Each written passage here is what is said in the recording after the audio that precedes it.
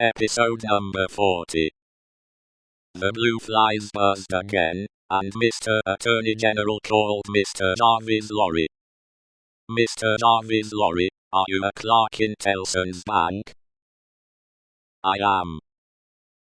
On a certain Friday night in November 1775, did business occasion you to travel between London and Dover by the mail?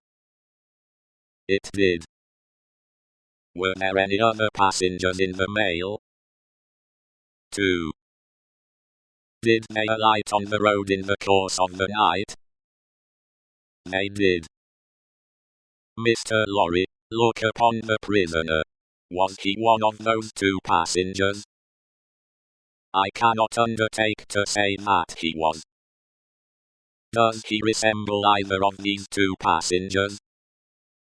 Both were so wrapped up, and the night was so dark, and we were all so reserved, that I cannot undertake to say even that. Mr. Lorry, look again upon the prisoner. Supposing him wrapped up as those 2 passengers were, is there anything in his bulk and stature to render it unlikely that he was one of them? No. You will not swear, Mr. Lorry, that he was not one of them? No. So at least you say he may have been one of them? Yes. Except that I remember them both to have been, like myself, timorous of highwaymen, and the prisoner has not a timorous air. Did you ever see a counterfeit of timidity, Mr. Lorry? I certainly have seen that. Mr. Lorry, look once more upon the prisoner. Have you seen him, to your certain knowledge, before? I have. When?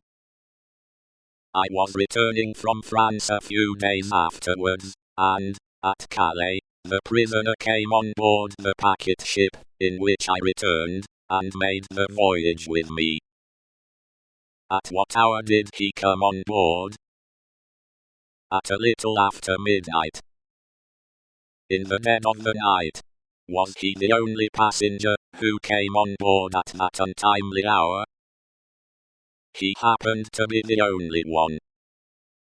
Never mind about happening, Mr. Lorry.